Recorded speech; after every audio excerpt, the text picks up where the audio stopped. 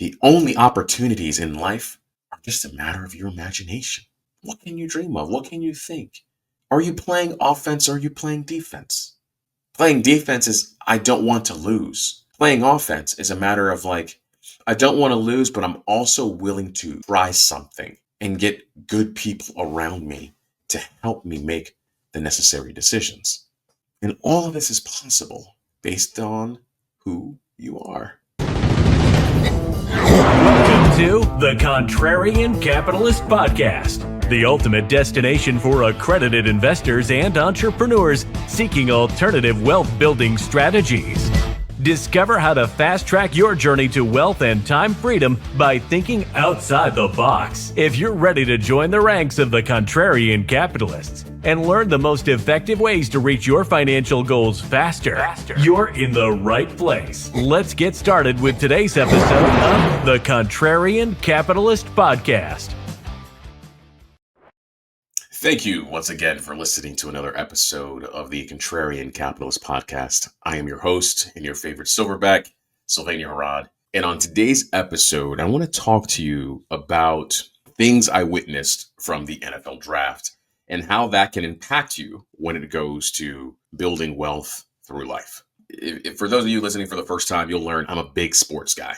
Going forward, you'll probably hear more sports analogy and things that I'm doing in my life because I find that there's no better way for me to be able to take life and wisdom and marry the two together. It gives us the opportunity to recognize that the beautiful thing about this journey called life is that there's different chapters with different pages with different paragraphs written on them. So there may be a page that don't make sense to you. You can skip it, go to the next one. But as your host and your favorite silverback, my job is to ensure that I'm equipping you with the information as I learn it. Because I'm going to learn it, test it, deploy it, and boom, send it back over to you. And one of the things that I love is sports. You'll realize if you ever get the chance to hang out with me, like we can go deep dive on multiple different tiers of sports. At a period of time, I actually thought I wanted to work at ESPN to go ahead and commentate on sports. Modern day debate shows is something I actually enjoy consuming and doing. So it's all there. But the thing I love about sports is that sports are a direct representation of life. Because one of the things that I've learned is that no man is an island. Doesn't matter, you're a man or woman. You have to face like difficult decisions at difficult moment when there's tons of people that may want to comment and there's tons of emotions you go through. But the discipline and consistency it takes to show up, even when you don't feel like it, is one of the most beautiful things. And so through different levels of sports, I get the opportunity to engage in that because I personally think that business is a sport. It takes a certain level of skill. You have to build the right teams. You have to overcome adversity. You have to refine your skills because the market changes. You don't know if what year in the 5-year cycle that market may be going through, that it begins to shift. Give you an example. In the world of real estate, if you rewind back to this month in 2020, it was changed. People no longer wanted to tour homes. People just wanted video updates and 3D walkthrough. And there's a company called Matterport that drastically grew because they could give you 3D walkthroughs of a house. I mean, look at what happened from the flight from California. People left California, moved to Texas. The city of Austin has been changed. City of Denver has been changed because a significant event happened in March of 2020. People that I know personally that were operating businesses that were considered non-essential had to change. And some of them are not doing those businesses they were doing before because of that change. So what you'll hear me say time and time again is that the only constant is change. So how does this relate to the NFL draft and what points am I looking to make today? So one of the key headlines from the NFL draft was a man by the name of Shado Sanders. He is primetime Deion Sanders' son, quarterback from the University of Colorado.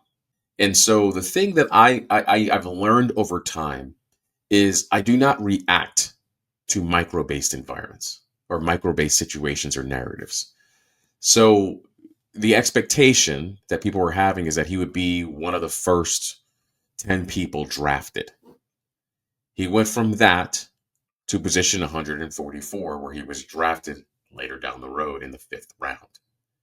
Now, in the history of quarterbacks that have performed the way he has performed, none of them have made it that low working at the programs they're at. So then you have to ask yourself the question, why? There's multiple different factors. But one of the things I want to tell you about the difference between the first overall drafted quarterback and Shado Sanders is, as much as I love Deion and I love people building their brand, you still have to interview well. Most people forget that professional athletes are employees. And when you have employees who are bigger than their employers, guess what happens? You have to look, you stop evaluating like, man, you can perform very well. But oh my God, think of all of the agony you're going to bring to the organization. Because quarterbacks are judged differently than any other position on the field. How they're measured is you have to go in as a 20-something-year-old kid and be the leader of men. They don't give a damn about TikTok. They don't give a damn about who your daddy is. What they care about is, who are you? How are you going to handle the huddle? How are you going to handle the press? How are you going to give me the football? How are you going to be are you going to be temperamental? Are you not? And I'm all for expressing emotions, but I'm also in the space of recognizing there's a certain level of humility you have to be when you become a leader. When you start leading other individuals and their livelihoods are depending on you, there's a different level of responsibility that comes with that. What needs to occur is you have to begin to stop thinking about yourself and shift to what's in it for them. Now, this isn't about like giving up yourself and not setting boundaries or any of that kind of stuff. What it's about is the mission and making sure your actions are aligning towards the mission. So there's now talks that are coming out that he would go into interviews, as we were going to call this, like interviews, and he acted like he didn't care, like he didn't want to be there, like he was too good for their organization. And you know what happens then? You can be a prima donna if you won the Heisman Trophy. But in a lot of other positions, you can do it. But you look at those people that we know that cause more issues, even though they're Hall of Fame players. This is a multi-billion-dollar business that you're joining.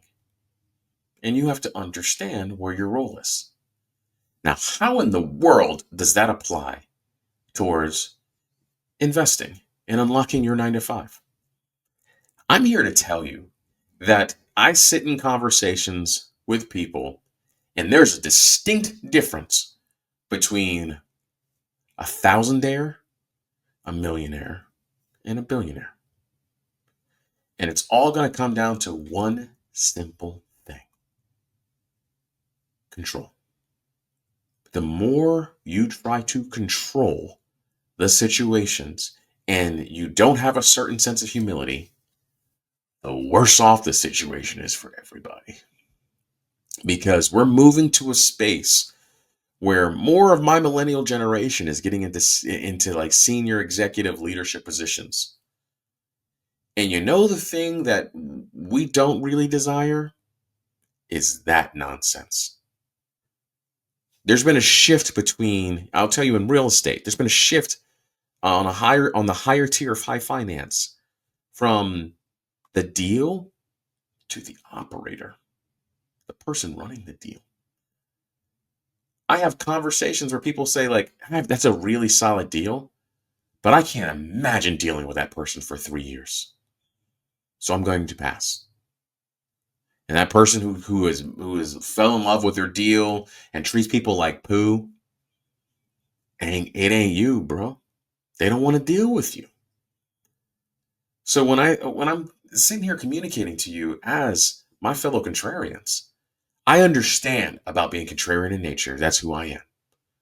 But what I want you to know is that being likable is one of the greatest skills you can possibly have.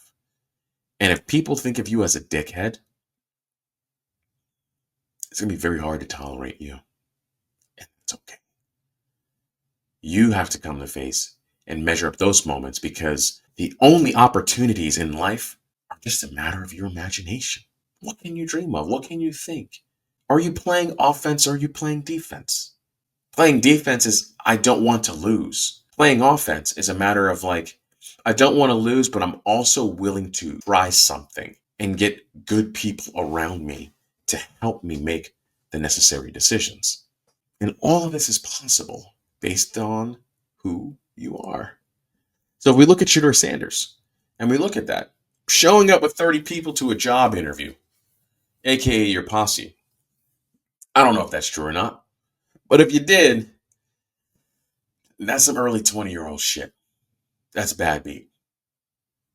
Showing up and acting like you don't care, that's a bad beat, because you're training a certain behavior. That's a certain level of work ethic. What are you going to do when it gets hard? Because here's the thing people don't tell you about invest. There will be hard decisions at different moments. Things will not go according to plan the way you think they're going to go, and you have to be flexible. But the more flexible you are, the greater amount of affluence you can be able to gain. Because those billionaires I work with, they go, this is what I want, what's required of doing it. And once you answer their questions, man, they don't even mess with you. They don't even know that it's happening. And then they're just reminded one day, okay, your house is done. Millionaires take more risks. We take more shots than the average person. Thousandaires, they mentally masturbate. They sit around and think about all the things that could possibly go wrong, and all they do is play scared, which is exactly why you stay where you are. So to land the plane and put a bow on this conversation, that's why I keep saying humility. Be humble, y'all. You're not going to know everything. And the more you try to talk about who you know, conversations you're having, things going there, real people do not give a flying fuck. What we care about is time. And how much time you're going to take from me in doing the things I want to do. But either way, people that are likable, that are humble, that are like they have a, not that they're being agreeable, but they have the ability to have, like, challenge their own beliefs. Because maybe they are wrong. That's where things become fun. That's when you're able to build the right opportunities. That's when you're able to start playing offense and lean, and actually not just lean, but run towards the life of your own choosing. So there you go. That's what I have to say about Shado Sanders in the NFL draft. I wish him nothing but the best. Sometimes in life we have to be humbled. Like, life will humble us to where you go, okay, maybe I overkicked my coverage. That's okay too, because we don't know what chapter he's in the book of life, and this just may be page 2 in chapter 2. So with that being said, stay hungry, stay humble, and stay grateful, my friends. Cheers.